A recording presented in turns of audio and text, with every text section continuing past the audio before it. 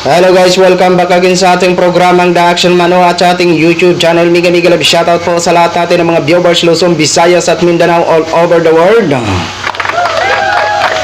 Muli naman po tayo nagbabalik sa ating panibagong video, panibagong reaction. Good morning po sa inyong lahat mga ka-action, mga kakamping, no?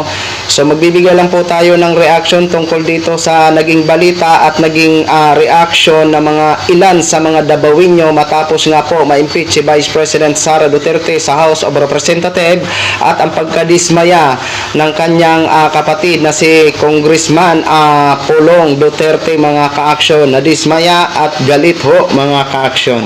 So narito po ang balita, panoorin po muna natin, courtesy po sa News 5 Everywhere. Please allow me to use for informative purposes only.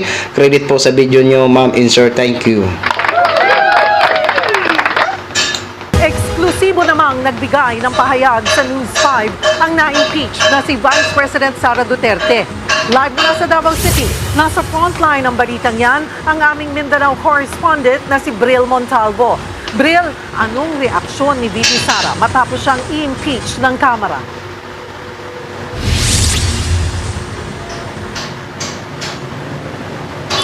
Cheryl, nakausap ko nga kanina si Vice President Sara Duterte habang gumugulong ang sesyon ng Kamara sa pagpapatalsik sa kanya. Naging maayos naman ang aming usapan pero naging matipid ang kanyang reaksyon hinggil sa pag-impeach sa kanya ng mayorya ng mambabatas.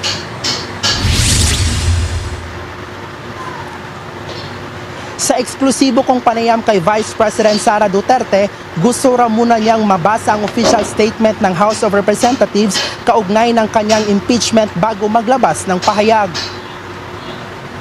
Mahirap mag-react kung hindi natin nababasa kung ano yung official statement nila. Baka masobrahan o magkulang yung reaction. So kailangan natin natin. Oh, tama lang po 'yan, Vice President, no? Dapat maging maging cool ka lang, maging cool. Oo, baka kasi mamaya sumobra ang iyong reaction. Oo, at kung ano-ano naman po ang iyong sasabihin, no? Kaya chillax lang muna, chillax lang po, ha? Oo.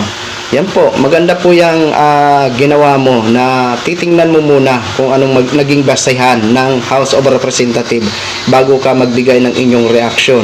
Kasi baka mamaya, basta-basta ka lang magbigay ng reaction mo at magagalit ka naman, naku po.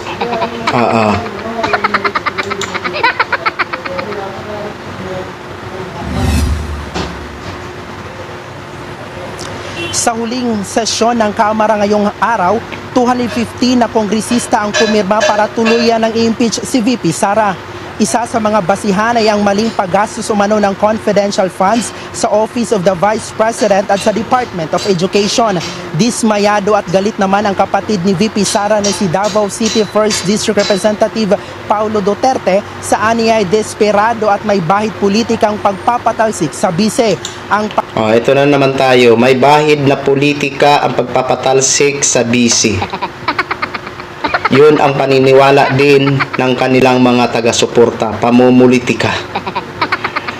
Ay nako, para sa kanila kasi pamumulitika, pero sa atin hindi po ito pamumulitika dahil dumaan po ito sa investigasyon gamit ang words na in aid of legislation. Hindi po ito pamumulitika. Dapat po talaga magkaroon ng accountability dahil yung kapayapaan makakamit po natin yan once na bawat opisyal na lumalabag, no, sa alituntunin na nakasaad sa mga anumang constitution is mapapanagot, diba? Kailangan may accountability. Napaka-importante po yan mga ka-action. Pero anyway, intindihin na lang po natin ito si Pulong kasi kapatid niya nga po si Vice President Sara kung yan ang naging opinion niya na pamumulitika lang ang itong pag-impeach o pagpatalsik kay Vice President sa House of Representatives. Intindihin na lang po natin ang kanilang mga taga-supporters.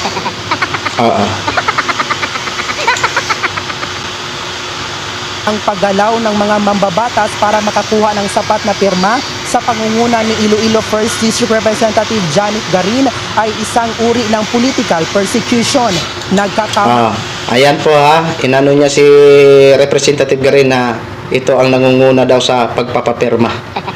Itong sagot ni Congresswoman Garin ng Ilonggo. Ali raw ang Marcos administration kung tingin nilang walang kapalit ang gawa-gawang impeachment. Itinaga pa sa bato ni Congressman Paulo na hindi papabor sa administrasyon ang anyay pang-aabuso sa kapangyarihan. Pero Pang-aabuso sa kapangyarihan. Itinaga pa niya sa bato na hindi papabor ang ano daw sa pang-aabuso sa kapangyarihan. Kung balikan natin, sino ba nga ba talaga ang nang-abuso ng kapangyarihan nung nakaraang administration? Una-una, ang may example ko dyan, yung nangyari kay Atty. Laila de Lima. Yung pagtanggal ng franchise ng ABS-CBN. Diba? Diba? Yun yung masasabi natin na part din po yun ng pang-aabuso ng kapangyarihan. Diba? Ay nako, tuloy. pero pinabulaan na ni Garin ang sinabi ni Pulong. Malisyoso raw ito. Hamon niya, lumantad ang nagbigay ng impormasyon kay Pulong na siya ang nagmaniobra sa pirmahan ng impeachment. Yan po ang maganda na kung ano man ang aligasyon sa bawat opisyal, sumasagot agad nang sa ganun malinawan po tayo. 'Di ba? 'Yun yung maganda na sinagot agad ni Congresswoman Garin, 'di ba? Kasi kung hindi mo yan sasagutin, para sa atin parang dinidma mo lang ang nasabing aligasyon laban sa iyo. Kaya mas maganda po yung sagutin para malinawan agad tayo, 'di ba? Nag-post din si Davao City Mayor Baste Duterte at sinabing naging agresibo ang aniyay mga hayop. Tinagpa niya ang mga pangalan ni na House Speaker Martin Romualdez at Pangulong Bongbong Marcos. Malungkot naman at hindi makapaniwala ang mga Davaoenyo sa nangyari sa buhay politika ng kanilang dating alkalde na si VP Sara. Narito ang kanilang pahayag. Nag-uol gani ko, ma'am. Nalungkot talaga ako. Hindi ako makapaniwala lalo't wala namang kasalanan si Inday Sara. Bakit pa nila in-impeach? Laban lang. Nalulungkot daw siya sa nangyari kay Vice President Sara. Lalo wala naman daw kasalanan. Ito yung mahirap sa atin na ilan sa atin na mga kababayan, no? Pero hindi po natin sila masisisi dahil nga po Davaoenyo po sila. Alam natin na nasasaktan po sila. Pero nakakalungkot lang po na may ganito po tayo na ilan sa mga kababayan, kung sila po ay nanonood ng mga investigasyon, kung sila po ay nakikialam sa issue ngayon kung ano ang totoo at ano ang mali, hindi po nila masasabi yan na nalulungkot po sila. Dahil sila mismo malalaman nila kung anong totoo, kung bakit na-impeach ito si Vice President Sara Duterte. Ang problema, ilan sa atin ng mga kababayan ay hindi po nakikialam sa buhay politiko. Kaya pag tinanong sila kung anong masasabi, siyempre ganun po ang sasabihin nila, walang kasalanan. Kasi hindi nila alam kung ano ang totoo na nangyari. Tama, mali. 'Di ba? Pero hindi po natin sila masisisi kasi Davaoenyo po sila, 'di ba? Hindi lang po 'yan ang nagpapahayag. Mga vloggers nang gagalaiti, nagwawala sa kanilang mga platform, mga ganon, etc. Kung ano-ano mga sinasabi sa Kongreso, sa kay Mr. President. Pero wala din po tayo magagawa dahil opinion po nila yun. Pero wala din po kayong magagawa dahil naaayon naman sa batas ang ginawa ng Kongreso para ma-impeach ito si Vice President Sara Duterte. Dumaan po ito sa investigasyon na gamit ang words na end of legislation. Okay? Tuloy po natin.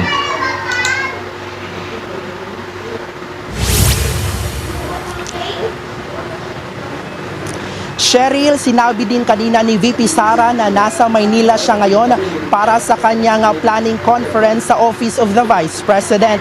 Humingi din tayo ng reaksyon sa kanyang amang si dating Pangulong Rodrigo Duterte hinggil sa impeachment pero wala pa siyang tugon dito. Cheryl?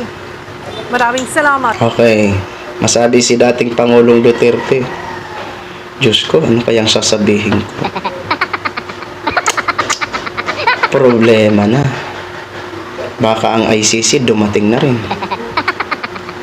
Okay, hanggang dyan lang muna tayo mga ka-action dog. Share ko lang po sa inyo. Maraming salamat po sa ating mga viewers Luzon, Visayas at Mindanao all over the world. Ako po ang inyong lingkod, si The Action Man. Have a good day, everyone. Beautiful.